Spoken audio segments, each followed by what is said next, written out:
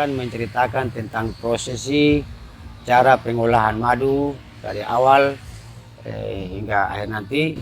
Jadi baik, dari pertama kita mulai dari persiapan yang akan kita menuju ke lokasi panen madu. Karena itu pertama kita harus siapkan mayang kelapa, kemudian siapkan ember,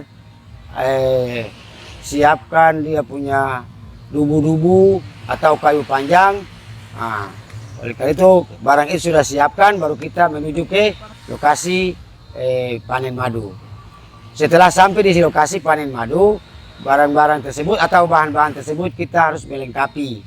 Setelah melengkapi, sampai di dekat lebah, disitulah gerakan kita bekerja secepat, karena sesuai dengan apa yang dilaksanakan itu mesti secepatnya, karena begitu ada hawa atau bau dari manusia dekat di situ, disitulah dia terganggu.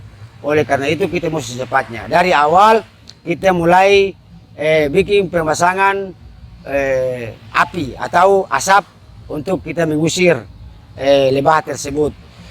Setelah beberapa menit kemudian atau sekitar setengah jam, tergantung daripada lebah besar kecilnya, tergantung daripada cuacanya. Kalau cuacanya bagus, berarti cepatnya dia akan meninggalkan sarangnya. Tapi kalau cuacanya buruk, maka di situ prosesi untuk mengusir daripada lebah itu akan sedikit lama, memakan waktu sekitar setengah jam.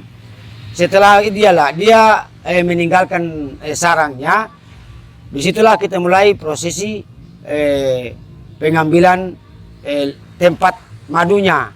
Ya, tempat madunya ini ada beberapa hal yang perlu kita harus awasi. Sebelum kita mau mengolah atau mengambil dia punya tempat madu, kita mesti melihat cuaca. Kalau memang cuacanya bagus, disitulah kita secepatnya, jangan sampai terjadi cuaca buruk, terjadi kehujanan, berarti nanti madunya kurang asli, karena disitulah dia rusak.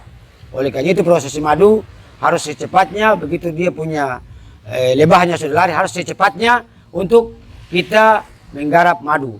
Pertama, madu dia punya sarang itu terbagi dua. Yang sebelah atas yang sedikit kembung itu sarang madunya.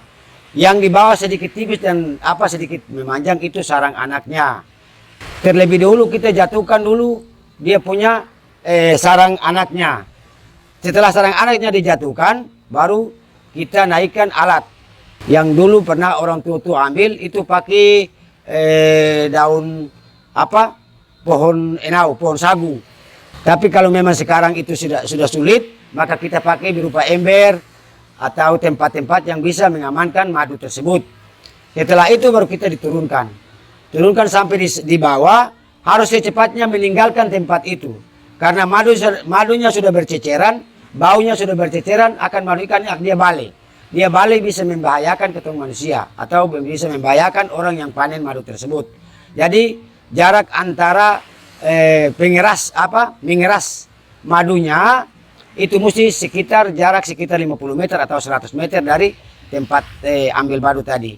Setelah itu setelah meramas atau keramas sampai dia sudah jadi madu, di situ kita tapis sampai bersih. Tapi botol atau tempat yang akan disimpan dengan madu harus betul-betul jangan tercampur dengan kadar air. Sebab kadar air 1 tetes dia bisa merusakkan madu yang sebanyak itu. Oleh karena itu kita pajang harus betul-betul waspada.